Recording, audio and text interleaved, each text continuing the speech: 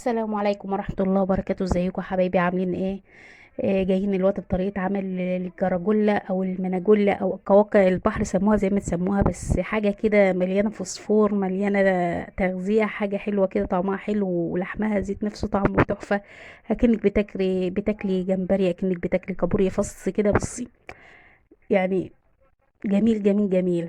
تشوفها كده تقول حاجة ملهاش قيمة، لكن هي بجد مليانة فوسفور وطعمها تحفة تحفة تحفة.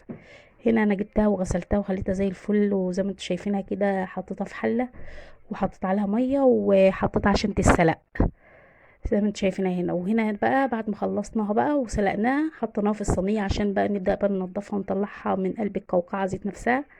إيه شايفين منظرها عامل ازاي؟ المفروض بقى اللي احنا بقى ايه نطلعها من قلب القوقعة ديت وننضفها. فهنا وبدأنا نجيب كل واحد بقى شوكة بقى كده بقى، وشوكة طرف سكينة كده رفيعة، وتبدأي بقى تطلعي بقى. هنا بدأنا طلعناه هنا. وفي مقطع من الفيديو انا كنت بحسبه بتصور والله، بس هو شكله ما اتصورش. مقطع بقى واحنا بننضفها بنشيل الضفر بتاعها اللي هو اللي على الطرف دوت، بيتشال وبيتشال ظهر الفص ذات نفسه، المراجولة ده ظهرها كده، المصارين بتاعتها. بتقومي حاطه ايدك عليها كده وتقومي شايلها كده خالص عشان تبقى طعمها حلو وما تحسيش باي زفاره. وسلقتها ببصلايه وبحبه كمون وسبتها نص ساعه تغلي على النار. وبدات هنا بقى طلعتها بقى، هي زي ما انتم شايفينها هنا. طلعتها وبدات احمرها. حطيت عليها بقى حبه ملح وحبه فلفل وحبه كمون وحبه شطه زي ما انتم شايفينها كده.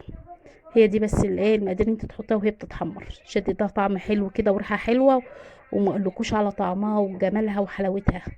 بصوا بقى منظرها عامل ازاي. حطيت هنا الملح والفلفل والكمون وحبه شطه كده صغيرين. وبدات هنا اقلبها بقى على بعض بقى عشان احمرها، خليها تدي اللون الاصفر الذهبي دوت. قعدت احمرها حبه حلوين كده. وحطيت عليها حبه زيت صغيرين. وبدات بقى احمرها بقى زي ما انتم شايفينها. بصوا والله تسلم ايديا، كان طعمها تحفه تحفه تحفه، والعيال اتبسطوا منها وجوزي اتبسط منها. وبصوا ما اقولكوش والله تسلم ايديا وحياة عينيا. جميله جميله جميله. اهي زي ما انتوا شايفينها هنا. اهوت ده بقى عشاننا بقى، اللي كان عشاننا بقى واكلناه الحمد لله. اهوت زي ما انتوا شايفين الجراجولا او كواكع البحر سموها زي ما تسموها. جبت بقى شويه شيبسي على خيارتين على حبه طحينه حلوين كده واكلناهم بقى ايه واتبسطنا. وتسلم ايديا وحياة عينيا. ولو عجبكم بقى الفيديو ما تنسوش في الاشتراك واللايك وتفعيل الجرس ليوصلكوا كل جديد. بحبكم كتير.